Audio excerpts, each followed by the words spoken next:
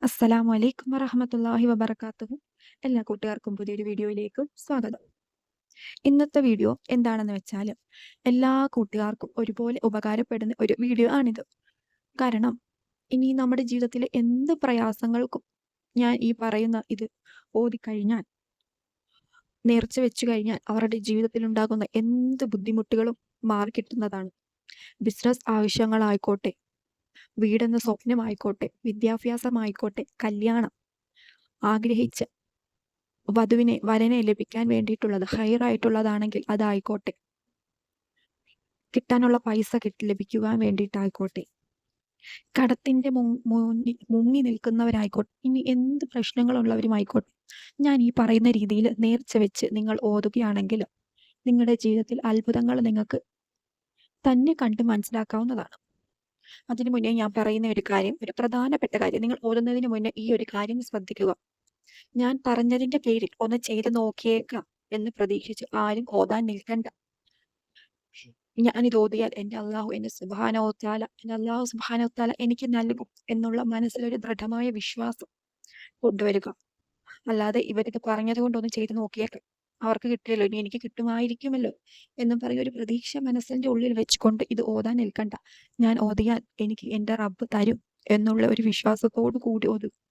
1000 2000 ഒന്നും ഓതി പെട്ടെന്ന് തീർത്തിട്ട് ഒരു കാര്യമില്ല. ഓതുന്നത് ഇപ്പൊ 1 2 ആയാലും ആ ഓതുന്നത് അർത്ഥം അറിഞ്ഞ് മനസ്സിൽ തട്ടി അള്ളാഹുവിനോട് അടുത്തിട്ട് വേണം ഓതാൻ. അല്ലാതെ ഞാൻ കുറെ ഓതി, ഞാൻ പല കമന്റുകളും കാണാറുണ്ട്, ഞാൻ ഇത്രയും ഓതിയിട്ടുണ്ട്, കുറെ വർഷങ്ങളായിട്ട് ഇത് ഓതി വരാറുണ്ട്, പക്ഷേ എന്റെ ആഗ്രഹങ്ങളൊന്നും നടക്കുന്നില്ലല്ലോ എന്ന്. അതിനുള്ള കാരണം ഒന്നെങ്കിൽ നിങ്ങൾ അള്ളാഹുവിനോട് നിങ്ങൾ ചെയ്തു പോയ തെറ്റുകൾ ഏറ്റു പറഞ്ഞ് മാപ്പ് ചോദിച്ചിട്ടില്ല. നമസ്കാരത്തിന് ശേഷം അള്ളാഹുവിന്റെ അടുത്ത് ഇരുന്ന് ദുആ ചെയ്യണം. ഞാൻ ചെയ്തു പോയിട്ടുള്ള ഇന്ന ഇന്ന തെറ്റുകൾ, അല്ലെങ്കിൽ നമ്മുടെ ജീവിതത്തിൽ എന്ത് അതായാലും എന്തായാലും, അല്ലെങ്കിൽ ലോൺ എടുത്തിട്ടുള്ളവരാണെങ്കിൽ പോലും അതെല്ലാം അള്ളാഹുവിനോട് ഏറ്റു പറഞ്ഞ് ക്ഷമ ചോദിക്കണം. എന്റെ മനസ്സിലെ എന്റെ അന്നത്തെ അറിവില്ലായ്മ കൊണ്ട് ഞാൻ ചെയ്തു പോയതാണ് എന്ന് പറഞ്ഞ് മാപ്പ് ചോദിക്കണം. അതല്ലെങ്കിൽ നിങ്ങൾ ഓതുന്നതിന് ഒരു അർത്ഥമില്ല. കാരണം നിങ്ങൾ ഓതുന്നത് ഒരു അലസതയോട് കൂടിയാണ്, മനസ്സിൽ തട്ടിയിട്ടല്ല. അള്ളാഹുവിനെ മനസ്സിൽ വിചാരിച്ചുകൊണ്ട് നിങ്ങളുടെ ആഗ്രഹം നടന്നു കിട്ടാൻ വേണ്ടിയിട്ടാണ് നിങ്ങൾ ഓതുന്നത്. അതുകൊണ്ട് നിങ്ങൾ നല്ല അർത്ഥം മനസ്സിലാക്കി ദൃഢമായി ഓതാൻ ശ്രമിക്കുക.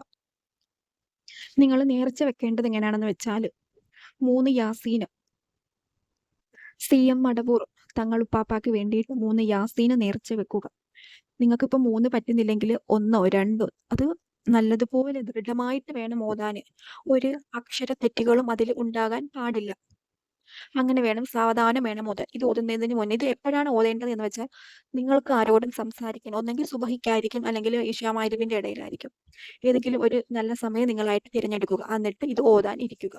ഓതി കഴിയുന്നിടം വരെ ആരോടും മിണ്ടാൻ പാടില്ല. സൂറത്തുൽ യാസീൻ ഓതിയതിനു ശേഷം അസ്തഗ്ഫിറുല്ലാഹിൽ അലീം, സുബ്ഹാനല്ലാഹ്, അൽഹംദുലില്ലാഹ് ഇങ്ങനെയുള്ള ഇസ്തിഗ്ഫാറുകൾ വർദ്ധിപ്പിക്കുക. നിങ്ങളെക്കൊണ്ട് എത്ര ചെല്ലാൻ പറ്റുന്നോ അത്രയും ഇസ്തിഗ്ഫാർ വർദ്ധിപ്പിക്കുക. യാ അസീസു യാ അല്ലാഹ് എന്ന ഇസ്തിഗ്ഫാർ അനവധി നിങ്ങൾ വർദ്ധിപ്പിച്ചോളൂ. നിങ്ങളുടെ ജീവിതത്തിൽ ബർക്കത്ത് നിങ്ങൾക്ക് കണ്ടറിയാം. യാ അസീസു യാ അല്ലാഹ്, യാ അസീസു യാ അല്ലാഹ്. അല്ലാഹു തആലയുടെ അസ്മാഉൽ ഹുസ്നയിലെ ഏറ്റവും പ്രധാനപ്പെട്ട ഒരു ഇസ്മാണ് ഈ പറയുന്ന യാ അസീസു യാ അല്ലാഹ് എന്നത്. ആ ഇസ്മ നിങ്ങൾ അനവധി വർദ്ധിപ്പിച്ചോളൂ. പിന്നെ നമ്മൾ ദുആ ചെയ്യുക, അള്ളാഹുവിനോട് കരഞ്ഞുകൊണ്ട് ദുആ ചെയ്യുക. എൻ്റെ ഇന്ന ആഗ്രഹം നീ സാധിപ്പിച്ചു. ഏറ്റവും പ്രധാനപ്പെട്ട ആഗ്രഹം മുൻനിർത്തി വേണം നമ്മൾ ഈ നേർച്ച വെക്കാൻ. എല്ലാം കൂടി എനിക്കിപ്പോൾ 5-6 ആഗ്രഹമുണ്ട്, 5-6 ആഗ്രഹവും കൂടി എടുത്ത് ദുആ നിയത്താക്കി ദുആ ചെയ്തിട്ട് കാര്യമില്ല. ഏതെങ്കിലും അതിൽ നമുക്കിപ്പോൾ ഒരു 6 ആഗ്രഹം ഉണ്ടെങ്കിൽ അതിൽ ആ 6ലും പ്രധാനപ്പെട്ട ഒരു എണ്ണം എടുത്തിട്ട് നമ്മൾ നേർച്ചയാക്കുക. നേർച്ചയാക്കിയതിന് ശേഷം 11 ഖുൽ ഹുവല്ലാഹ് ഓതുക. 11 ഖുൽ ഹുവല്ലാഹ് ഓതുക. അതിനുശേഷം നിങ്ങൾ യാസീൻ ഓതുക. എന്നിട്ട് നിങ്ങൾക്കറിയാവുന്ന ഏതൊക്കെ ഇസ്തിഗ്ഫാറോ അസ്മാഉൽ ഹുസ്നയോ ഏതൊക്കെയുണ്ട് അതെല്ലാം ഓതുക. ഒരു 11 വട്ടമെങ്കിലും ഓതുക. ലാ ഇലാഹ ഇല്ലല്ലാഹ് 1000 തവണ ഓതുക. ഇത് ഇപ്പോഴെന്നല്ല, എല്ലാ നമസ്കാരത്തിന് ശേഷവും നിങ്ങൾ ഇതെല്ലാം ഓതാൻ ശ്രമിക്കുക. കാരണം അത്രയ്ക്ക് മഹത്വങ്ങളാണ് ഈ സ്വലാത്തിനൊക്കെ ഉള്ളത്. നമ്മുടെ ദുആയേക്കാളും പ്രതിഫലമാണ് ഈ സ്വലാത്തുകൾക്ക് നമ്മൾ ചൊല്ലുന്നത് കൊണ്ട് കിട്ടുന്നത്. അതുകൊണ്ട് എല്ലാവരും CM മടവൂർ ഉപ്പാപ്പ തങ്ങൾക്ക് വേണ്ടിയിട്ട് 3 യാസീൻ നേർച്ചയാക്കിയിട്ട് എന്ത് എന്ത് എന്ത് ചോദിച്ചാലും അള്ളാഹുവിന്റെ ബർക്കത്ത് കൊണ്ട് അത് ലഭിക്കുന്നതായിരിക്കും. ഇൻഷാ അല്ലാഹ് നമ്മുടെ എല്ലാവരുടെയും ജീവിതത്തിൽ ഹൈറും ബർക്കത്തും ഉണ്ടാകട്ടെ. ആമീൻ യാ റബ്ബൽ ആലമീൻ.